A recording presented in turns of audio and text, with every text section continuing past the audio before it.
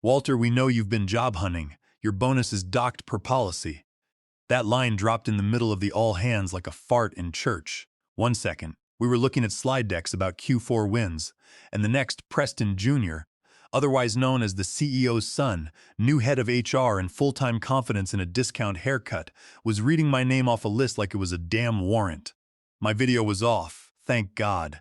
All anyone could see was a little circle with my initials, sitting quietly in the corner while my 20-year reputation got clotheslined by a man who once used vibes as a hiring metric. I didn't speak, didn't flinch. I just clicked my pen and jotted down the timestamp in my notebook, right between a doodle of a skull and a half-finished grocery list. All right, back to the funeral I call my job. So there I was, 20 years deep into this company. I'd started when we were still operating out of a strip mall annex with a copy machine that jammed like it owed the mob money. Back then, nobody knew what compliance meant. It was just me, 3 ring binders, and a prayer. I wrote half the damn infrastructure these clowns were standing on now. Ethics code, whistleblower protocol, vendor integrity agreements, and what do I get for it? A live public flogging over suspicious LinkedIn activity. The irony, I hadn't updated my LinkedIn since 2019, not even a new headshot, but apparently viewing someone else's profile counts as an HR misdemeanor now, because Preston Jr. needed to flex his authority before his next avocado toast break. After the meeting, my inbox started vibrating like a motel nightstand. A couple of junior analysts, poor kids, sent messages that were clearly typed with shaking hands. Sorry you had to go through that, Walter. We support you. I didn't know they were going to name names. I replied to none of them. Not because I didn't appreciate it, but because I was already working on something more important. Phase 1. I pulled up the compliance drive, what was left of it, and started scanning for my old files. Some were missing. Others had been renamed or moved, probably to make room for Preston Jr.'s efficiency overhaul. That's what he called it in his memo, written in Comic Sans. No joke. I screenshot that, too. The next morning, my access to the performance dashboard was revoked. Just gone. No email, no heads up. One day, I was tracking vendor billing metrics. The next, I got a 403 error and a shrug from it. When I asked, they said, "Per new structure, your role is no longer authorized. Same department I built, same dashboards I created." But here's the thing about being in compliance for over a decade. You don't panic, you document. So, I started keeping 2 sets of notes. One on my work machine, sanitized and professional. The other on a private notebook at home, which now had its own dedicated shelf in my closet, labeled HR Clown Show. I wasn't angry yet. I was something worse, calm, calculating. Because when a man tries to burn you with a match you gave him, the least you can do is make sure he's standing in a puddle of gasoline. The first real crack came that Thursday during a budget sync. Preston Jr. was grinning like he'd invented capitalism. He introduced new resource reallocation structures, which was code for gutting the compliance team and redistributing headcount to high-growth ops. Translation: his frat buddy's crypto project. The CFO looked skeptical but didn't argue, not yet. And me? I just nodded. 12 people used to report to me. By Friday it was 4, by Monday, and he was a temp. But the funny thing is, every time they erased one of my protocols, they did it wrong. They left breadcrumbs, broken links, mismatched policy versions, edits with no audit trail. It was like watching toddlers tear pages out of a safety manual while the house quietly filled with smoke. So I started saving everything. Email headers, Slack threads, meeting invites where I was removed but still received the auto-forward. I even kept the updated org chart where my box was grayed out like I'd died, and at night after work I'd sit in my kitchen with a glass of boxed Merlot and reread section 4.32 of the ethics manual. You know, the one I wrote, the one about retaliation, performance, metrics, and the total voiding of executive bonuses when policies are breached in bad faith. Turns out, sometimes the most dangerous thing in a company isn't the loudest person in the room. It's the one who remembers where the paperwork is buried. They didn't fire me outright. That would have required a spine. No, they came for me like moths chewing a sweater. Quiet, stupid, persistent. By Wednesday, my team's budget was temporarily frozen for restructuring. By Friday, 3 of my junior analysts were rotated to agile pods under a manager whose claim to fame was once tweeting a meme about KPIs that went semi-viral in a Lean Six Sigma subreddit. That's where we were now, downsizing by vibe. My shared drive access got patchier than a Midwest thunderstorm. I'd click a folder I built from scratch, 404. Try to reopen a policy doc I'd written, permission denied. When I asked it, they blamed cloud migration. Must have been a hell of a storm in the cloud because every one of my files seemed to be migrating straight into the shredder. On Monday, I got a calendar invite for a compliance syncs sent by a junior HR rep who used emojis in his subject lines. I clicked accept only for it to vanish 10 minutes later with no explanation. A day later, I saw screenshots in a Slack channel, my metrics, my team's data, presented by someone else in a meeting I was never told about. The son, that smug, boiled chicken in a suit, referred to me in those slides as legacy oversight, like I was some glitchy fax machine they hadn't gotten around to unplugging yet. Then came the email, short, plain, from Chloe, my old mentee, one of the few I trusted. I'm so sorry. They probably threatened his job with that same wet handshake of passive-aggressive menace they used on me. Slack logs, doc access logs, redacted slide decks, vague meeting notes, weird HR memos, and a very special folder simply labeled 4.3.2. Every time they published an edited policy doc without version history, I downloaded a copy and compared the metadata.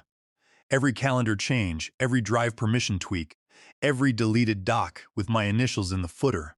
And like every good compliance officer knows, policy only matters when you can prove it was broken. I started logging timestamps of when the son's assistant shared confidential HR summaries into public Slack channels violations. Then there was the procurement memo that reused my language, but cut out all the sign-off sections. What started as $15 latties ballooned into $300 tabs with networking incentive written in the memo. They held town halls on ethical transitions without inviting the man who wrote the damn ethics code.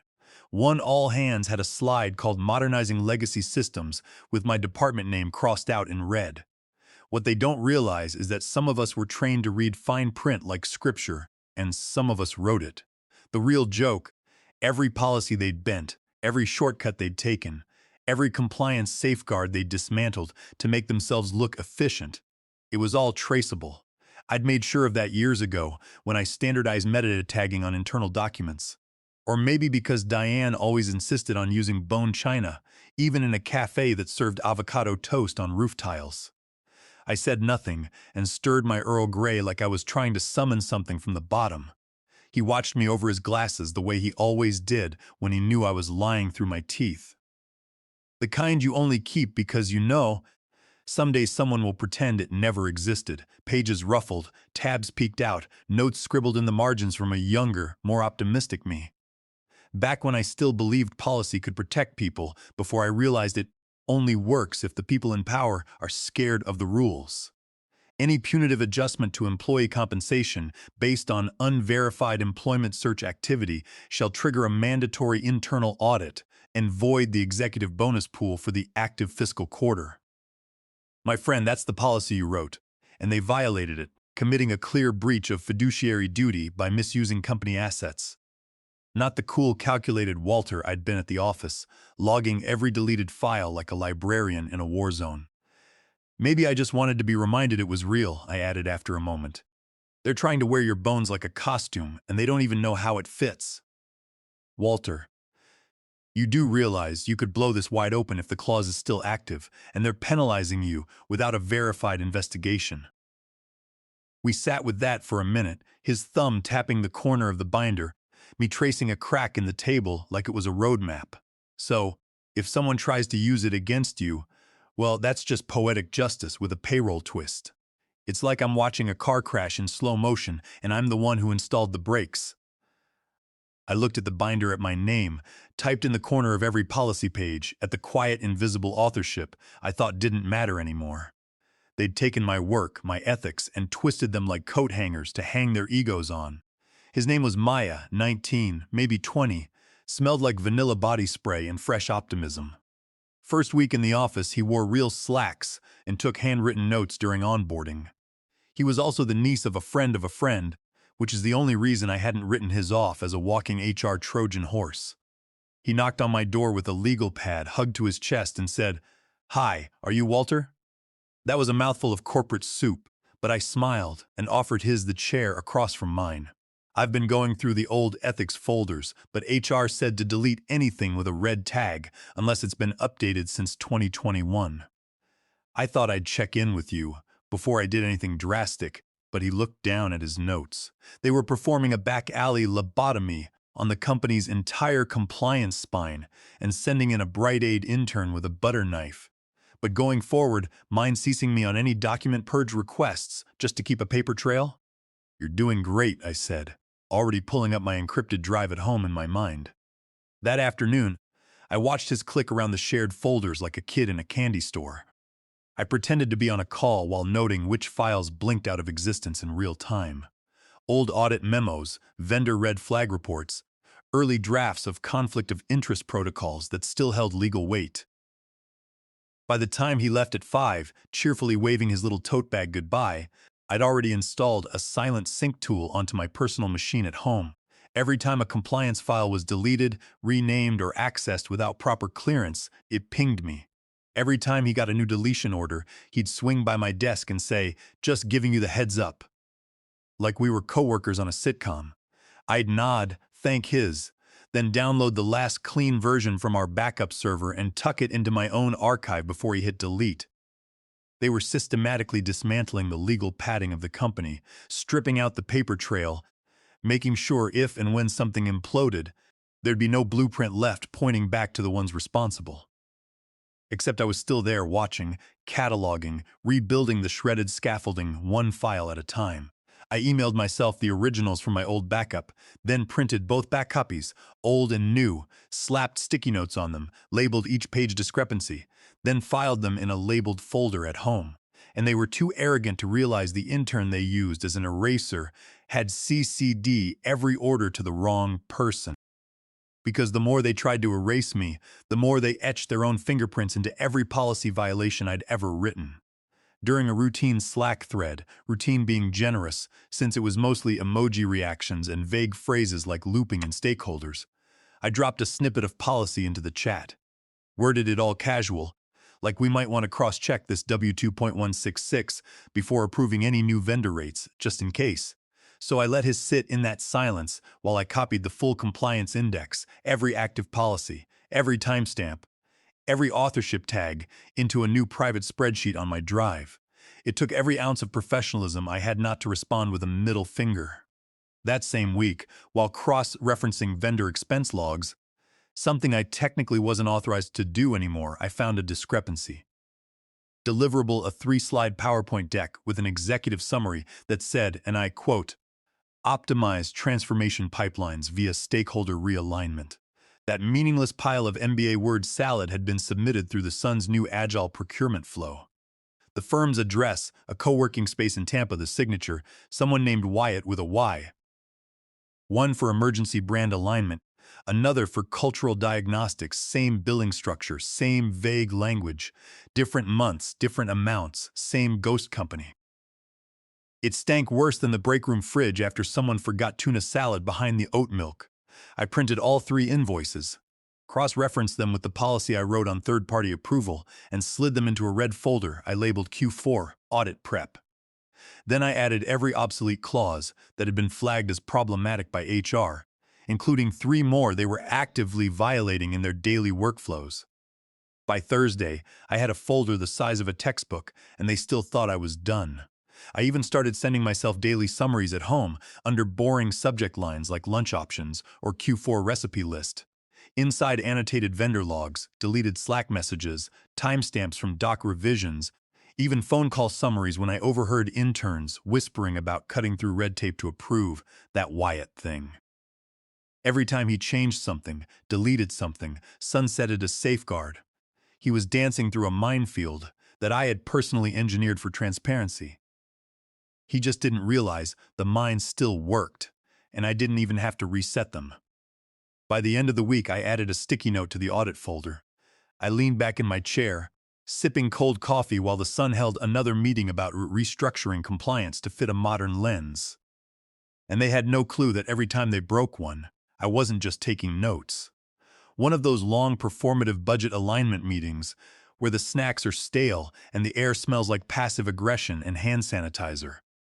8 executives, 2 department heads, One overconfident nepotism hirer in a navy blazer he probably called Power Blue, and me sitting 2 chairs down, carefully invisible. Inside the past year of compliance metrics, vendor logs, redacted internal flags, and a little something extra labeled unauthorized discretionary adjustments, Q3. About halfway through the meeting, just after the IT lead finished a breathless rant about scaling cloud agility, the CFO leaned back in his chair and tapped his pen against his notepad. The room shifted quietly, the way it does when someone drops a real question into a pile of rehearsed fluff. The son, Preston Jr., still riding the sugar high of his earlier talent reinvigoration slide, cleared his throat. Walter's still adapting to our new priorities, but we're confident we'll realign by next quarter. I tilted my head slightly, like a house cat about to swat a goldfish off the counter. No drama, no grandstanding, just the quiet slide of truth across a polished oak table. Then starting in Q3, discrepancies begin, mainly due to unsanctioned changes in vendor onboarding and revised reporting flows under the new structure. I kept my eyes on the CFO, who is now flipping through the pages like a man who just found a live wire in his soup. If you want to compare current vendor logs to last year's, you'll find them tabbed in red, I added. That was a lot of syllables for we're paying someone's buddy to scribble circles in PowerPoint. I will take a look. He didn't say anything else, but his next page turn was noticeably slower. When you're sitting in a room full of noise, the sharpest tool is silence wrapped around facts. I didn't raise my voice, didn't roll my eyes, didn't even correct the son when he mispronounced fiduciary like it was a cocktail. I just gave the CFO a mirror, let him look into it on his own time. Maya, his assistant, offered me a half-hearted smile that died before it reached his eyes. But in that room, for the first time, someone saw what I'd really become, a mirror. It reflects, and when the light finally hits it right, even the cockroaches can't pretend they don't exist. 92 pages of padded performance charts, inflated projections, and enough buzzwords to give a thesaurus a hernia. The graphs I built, the frameworks I designed, the metrics I bled for, still intact, still using my name in the author field. They had gutted my role, slashed my team, rewritten my access levels like I was a relic of a dumber era. They'd kept the bones of my work and tried to paint over the name etched into the spine. It felt like standing in front of a museum exhibit labeled Anonymous Artist while holding the original sketch in your back pocket. I paged through the PDF with cold precision, noting every metric that had been kept, every field unchanged. They were trying to remove me without realizing I'd built the duct tape holding this whole slideshow together. Then I opened the board-shared folder, the one reserved for materials. The external auditor would review before the meeting, and I uploaded one last document. Inside, it included timestamped screenshots from the all-hands meeting where I was accused of job hunting. Slack messages where HR joked about cleaning the deck by skipping formal investigations. Email headers marked urgent that authorized bonus adjustments without a single compliance sign-off. And at the bottom of every page, in small print, a clause I had memorized in my bones. Any performance-based bonus decision made as retaliation for unverified job-seeking activity shall render the entire bonus pool void and trigger full internal audit review. They never did. Half of them only attended these meetings for the catered lunch and an excuse to wear a blazer. But the auditor, he was different. He was the kind of man who once caught a $6 Zuzan discrepancy in a client's travel reimbursement and filed a 17-page report about it. He'd read it, all of it. I sat back in my chair and stared at the screen. A deep, slow breath left my chest like I'd been holding it for weeks because now it was out of my hands. This wasn't a revenge story with fireworks and screaming matches. It was a chess match, and I just moved my queen into place. They still didn't know what was coming. The son was busy prepping for the meeting like it was a high school debate final. Probably practicing hand gestures in the mirror, trying to look like he understood half the acronyms in the deck. I imagined him smoothing his thrift store Armani knockoff blazer, practicing lines like, "We've optimized the legacy systems with a future-forward lens," or some other TikTok MBA nonsense. He thought he'd won, that I was boxed in, outdated, obsolete. But while he'd been busy performing leadership, I'd been documenting leadership failure. And now, with one flagged document sitting quietly in a folder he'd never bothered to open, his entire bonus pool was floating in gasoline. All it would take was one spark. No press release, no email bomb. Just quiet exposure in a boardroom full of people who understood one thing better than loyalty: liability. As the day rolled forward, I went about my work like nothing had changed.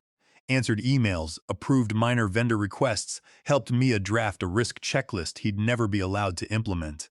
And every so often, I'd glance at the shared folder, waiting for the auditor's initials to appear next to my document. At 3:27 p.m., they did. He downloaded it. No comment, no follow-up, just a small icon change, a match-striking stone in the dark. That's the thing about policy. It doesn't need to shout, it just needs to exist in the right hands at the right time. And I just passed the torch. The boardroom was colder than usual. Probably the air conditioning, probably the tension, probably my own pulse slowing to a crawl as the moment I'd been building toward began to unfold like a loaded script nobody else knew they were in.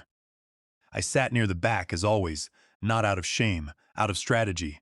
From the back, you see the whole stage. You hear the whispers before they turn into questions. You watch the looks pass between executives who realize they've stepped into a landmine field wearing stilettos. The son sat up front, all puffed posture and pre-game smirk. He had his blazer buttoned too tight and his notes stacked on the table like trophies. He was living his fantasy. Head of HR key player trusted voice in front of the board. He even leaned over to whisper something to Maya, who nodded like a loyal poodle. I imagined it was something like nail this, and they'll never question the restructure. Or maybe remember to mention the diversity dashboard. The CEO sat beside him, looking worn but attentive. Unlike his son, he understood that board meetings weren't about noise. They were about not becoming the headline in next quarter's investor call. The external auditor sat with a copy of the packet, glasses perched low, voice steady as ever. He worked his way through the departments, flipping pages, issuing brief observations. IT compliance improved, procurement flagged for late submissions. Finance within thresholds. Each summary landed like a thud. Another brick in a wall of predictable monotony. Then he reached Section 4 compliance. My section. He cleared his throat. Now on to internal ethics metrics, specifically policy adherence and Clause 4 3.2. I didn't move, just folded my hands in my lap. The sun was still smiling. The auditor's eyes scanned the page, then stopped. He blinked, let out a quiet chuckle, flipped to the next page, paused. Then he laughed. Not a polite laugh, not a boardroom chuckle. A real caught-off-guard laugh, the kind that silences a room not because it's funny but because it's wrong. Oh no, he said, tapping the page. This is wow. All heads turned toward him. The son's smile faltered. Maya froze mid-type. The CEO sat forward just an inch. The auditor slid a single printed sheet across the table, crisp, intentional, highlighted in yellow. This, the auditor said, is quite possibly the most ironically violated clause I've reviewed this year. The CEO took the sheet, his brow furrowed as he read the top line, then the next, then the fine print at the bottom. He looked up. Who wrote this? No one spoke. So I did. 7 years ago. The room went quiet the way only power can silence a space, suddenly and absolutely. The CEO looked back down at the document. The room's collective attention followed like a tide. Clause 43.2 printed in simple black text. Any performance-based bonus decision made as retaliation for unverified job-seeking activity shall render the entire executive bonus pool void and trigger full internal audit review. The son palled, not gradually, not gracefully. It was like someone had drained the blood from his face with a straw. He leaned forward, mouth half open, clearly preparing to spin. That's not, the CFO interrupted, voice like a hammer on glass. It's dated, filed, and active, and he's still listed as the policy's original author of record. The board chair raised an eyebrow. The CEO didn't say anything. He didn't have to. His eyes said everything. Oh my God, he wrote this. I sat still, letting the weight of the moment sink into the pores of every person in the room. Not smug, not showy, just grounded. I watched them squirm, not with glee, though there was some of that buried deep, but with satisfaction, like watching a slow leak finally become a burst pipe in a house you warned them to fix years ago. The son opened his mouth again, closed it. No one looked at him. The auditor flipped to the next page. I've attached examples of current violations, timestamped, backed by message logs and document metadata. Unless rescinded with board consensus, the clause activates a full compliance audit and freezes executive bonuses pending outcome. Silence. then paper rustling, then the slow, inevitable shuffle of reputations recalibrating. I didn't need to say another word. I'd said enough in documentation and policies, in the quiet backups I made while they were too busy patting themselves on the back. Now they would scramble, try to contextualize, try to reframe, but it wouldn't matter because the moment had landed. The trigger had been pulled and the collapse had already begun. The air in the boardroom changed the second the clause was read aloud. It was like the oxygen shifted direction, like everyone realized all at once that something irreversible had just happened, and no one knew how to stand up without showing they were complicit. The auditor's voice, calm and dry, echoed in the silence. Internal audit review. He didn't look up. He didn't need to. The words were a scalpel, and they'd already done their work.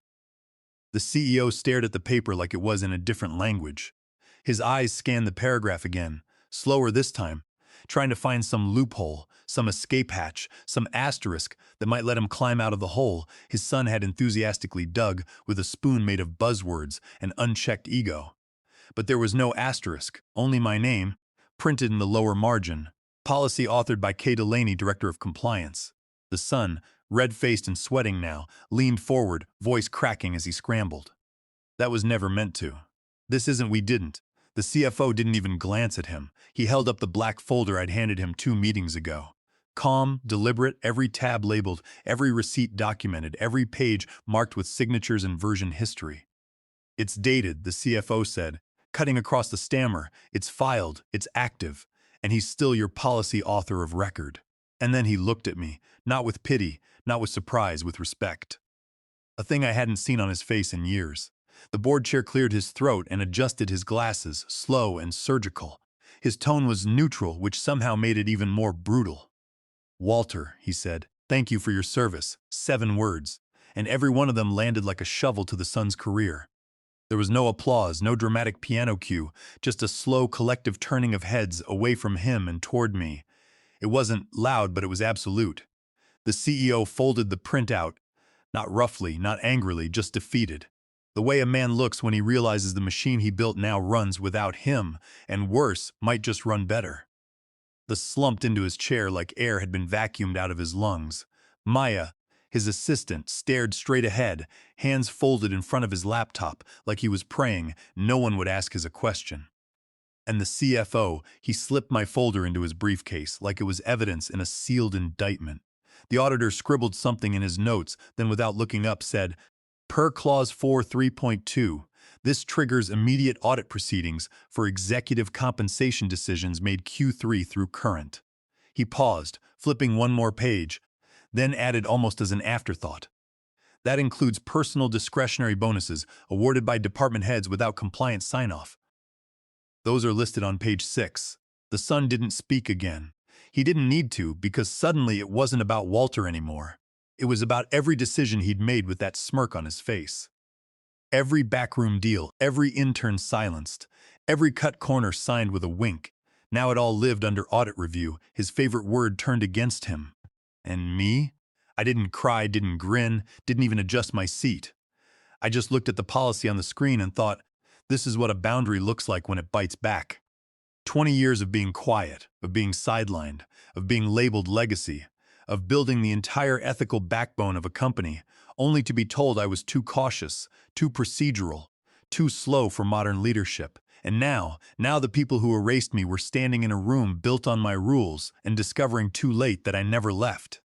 I didn't raise my voice. I didn't throw a fit. I just wrote everything down. They came at me with slogans and flair. I answered with a clause, a boring, forgotten clause tucked into a manual they never bothered to read. And it burned their bonus pool to ash.